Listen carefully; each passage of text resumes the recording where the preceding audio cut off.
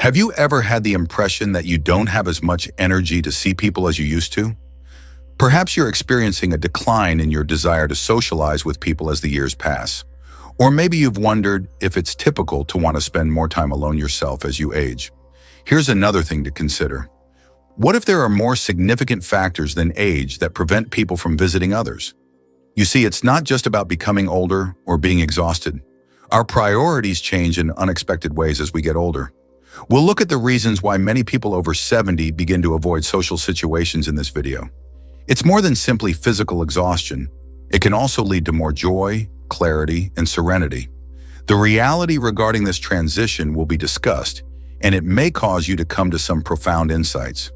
Throughout the video, I want you to consider this. Why do we think we should be interacting with people all the time? To what extent does our social life reflect our actual needs? And how much does it depend on what other people think we should do? Why is it so crucial to say no when it's necessary, and are you comfortable doing so? So stay with me as we explore these startling facts that may alter your perspective on social visits as we become older. For more motivational videos like this one, don't forget to like and subscribe to our YouTube channel. Let's begin. The body begins to slow down in unexpected ways as we age. Simple tasks that used to seem straightforward, like climbing stairs, standing for extended periods of time, or even getting in and out of a car, can start to wear you out. The body doesn't always cooperate, even though the heart and mind may still want for connection. A brief visit that used to make someone happy can now leave them feeling worn out for the remainder of the day. Social visits become more of an obstacle course than a fun affair when someone has joint pain, arthritis, or mobility issues. It's about saving energy for the things that really count, not about losing interest in people. Many persons who are 70 years of age or older deal with invisible challenges that others might not see. The difficulty of being in strange places, the dread of falling, and even the annoyance of hearing loss are all present. Imagine attending a packed family event and finding it difficult to follow talks due to muffled voices or background noise. The effort required to participate becomes too much for seniors. Not that they don't want to be there. Over time, many decide to stay at home, which is easier rather than battling through.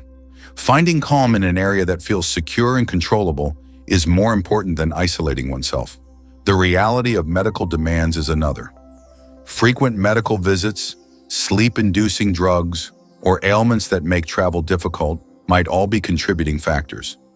Social visits can become more of a chore than a pleasure when each outing needs meticulous preparation, such as monitoring blood sugar levels, packing prescription drugs, or making sure there is a space to rest. Though they may not be discussed publicly, people's decisions are greatly influenced by these factors. Although it may be perceived as withdrawing, it's actually about taking care of oneself. Being aware of these difficulties can help people who have loved ones who are older than 70. It's not necessary to travel far for a visit. It can entail bringing the party to them, keeping things low-key, or simply giving them a call to see how things are going. Making it simpler for someone to respond, "Yes, I'd love to see you," is sometimes the greatest gesture of love. Feeling like a burden is a silent struggle that many seniors deal with. As individuals age, they can observe that phone calls slow down, invitations become less frequent, and events take place without them. Even though it's not always deliberate, it still hurts. Feeling like an afterthought is something no one wants. Seniors start to question whether they are still relevant when people cease contacting them. Do they want me there at all? As these uncertainties grow, staying at home seems more convenient than running the risk of feeling uncomfortable. Consider an elderly woman getting ready for a family get-together. She wants to appear her best, so she takes her time picking out her clothes. She is eager to catch up when she gets there, but she quickly discovers that talks go too fast. People are occupied with topics she doesn't comprehend, such as employment and trends. She feels invisible as she sits silently. She feels alienated in a room full of people she knows, yet no one is trying to exclude her. She eventually quits going. It's not that she doesn't love them. Rather, it's that being invisible hurts more than being alone. The way the world views aging is another tragic fact. Older folks frequently feel undervalued in a culture that emphasizes youth, speed, and vigor. They could encounter impatience when they struggle with technology. They might talk slowly before being cut off. Feeling like they don't belong all the time is draining. They gradually retreat, not because they choose to, but because they believe they have no other option. Small acts of kindness can have a big impact on people whose loved ones are over 70. It can make all the difference to extend a sincere invitation, have a long and slow chat, or simply tell them that they are appreciated. Sometimes people just need to know that they are still important. Seniors won't think twice about re-entering society if they feel really appreciated. Many people don't discuss the changes that come with aging. Even basic chores need greater effort. The body slows down, and energy levels drop more quickly. Seniors may find it difficult to visit friends and family. Stairs might feel like mountains, long car drives can be tiresome, and navigating a busy room can be intimidating. It might be depressing to even consider getting ready to leave, dressing, making sure they have everything they need, and worrying about using the restroom. Even while the body indicates otherwise, the mind may still be eager. Imagine a senior citizen who once enjoyed attending social events. He was always the first to show up, telling stories and laughing. However, arthritis now makes movement unpleasant. He has trouble hearing discussions in noisy environments because his vision isn't as good. Despite his desire to go outside, the effort required exhausts him before he ever ventures outside. He worries about slowing down other people or being perceived as too much work. He decides to stay at home and tells himself, perhaps next time. However, next time continues to be pushed further away. The dread of falling comes next.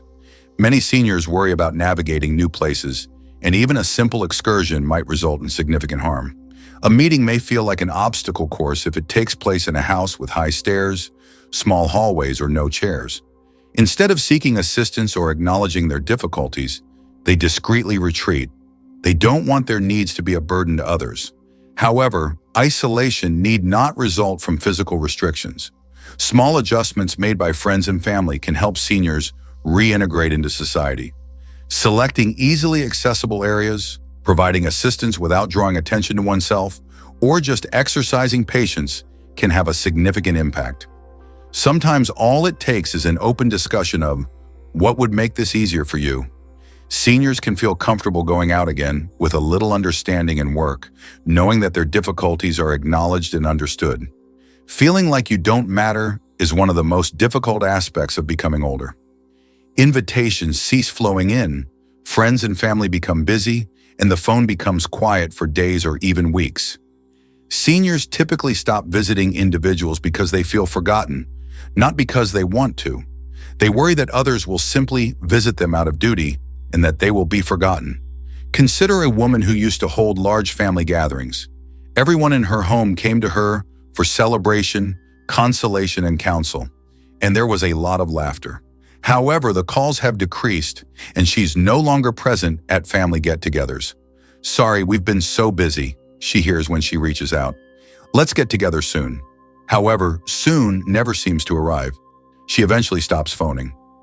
"Perhaps they don't need me anymore," she tells herself. That hurts deeply.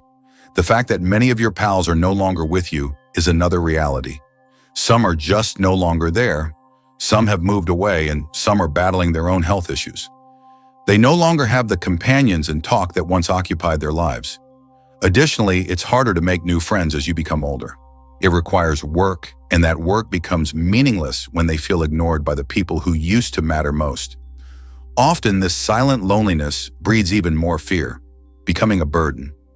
Nobody likes feeling like they have to do anything. Seniors start to retreat if they feel their value has diminished. They'd rather not plead for attention. "They would see me if they wanted to," they assure themselves. They persuade themselves that staying at home is preferable. However, the reality is that things don't have to be this way. They can be reminded that they are still loved with a simple phone call, a handwritten message, or an unexpected visit. Making people feel remembered is more important than making big gestures. Age does not instantly diminish the value of a life that was once meaningful. It simply must be recognized. Many seniors eventually stop participating in social events, not because they are depressed or forgotten, but rather because they come to find solace in their own company. People's priorities change as they get older.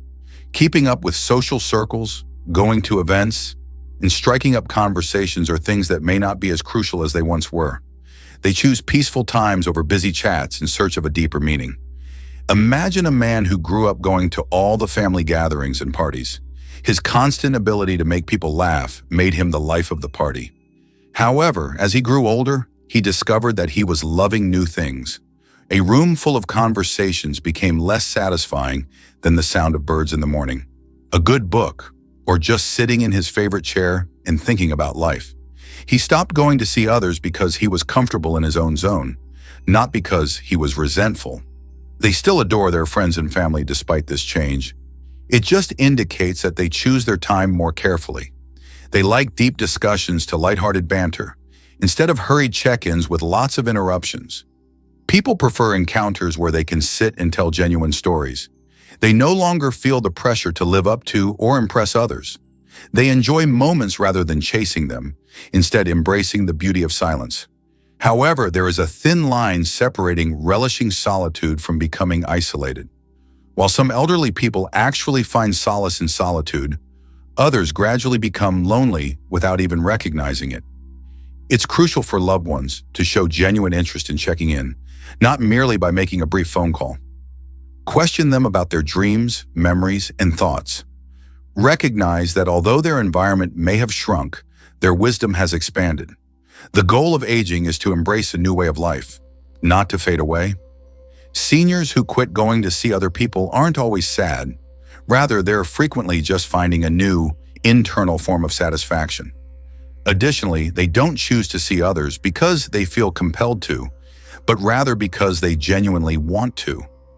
One of the most significant changes brought about by aging is the way we view time, relationships, and interpersonal connections. When someone over 70 stops going to see others, it's usually because they are living their life in a different way rather than because they are depressed or forgotten. Some people are emotionally burdened, some are physically exhausted, and some just want the isolation. Each person's motivations are unique and influenced by years of life lessons, experiences, and personal development. Consider a grandma who used to like throwing large family feasts but now prefers quiet, intimate encounters. She is more of a listener than a speaker, and when she does speak, it is with profound insight. The fact that she now prioritizes quality above quantity does not imply that she no longer cares. She is not left behind even though her world has slowed down. Instead of chasing moments, she is savoring them and experiencing life at her own speed. It's critical for younger generations to comprehend this change. Ask them how they feel rather than assume they don't want company. Take the initiative and don't wait for them to contact you. It can make all the difference to give them a call, pay them a considerate visit, or simply sit quietly with them.